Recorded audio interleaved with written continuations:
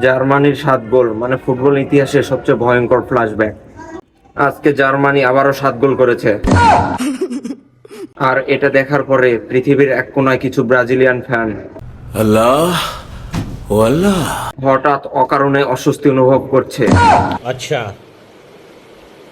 কারণ পৃথিবীর যে কোনো দল 7 গোল করলেই কিছু ফ্যান বেসদের মাথায় পুরনো ভিডিও অটো প্লে হয়ে যায়। কেউ 7-1 বলেনি, কেউ 2014 বলেনি, কিংবা কেউ এই 7 গোলের নামও নেয়নি।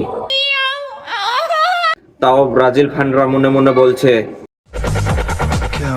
ভাই এই 7 অর্থাৎ 7 এই সংখ্যা ছাড়া কি আর সংখ্যা ছিল না?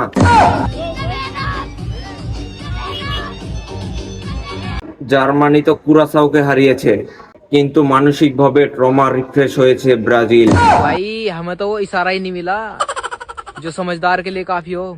আর সবচেয়ে মজার ব্যাপার, কুরাসাও অন্তত 1 গোল দিতে পেরেছে, বাকিটা ইতিহাস।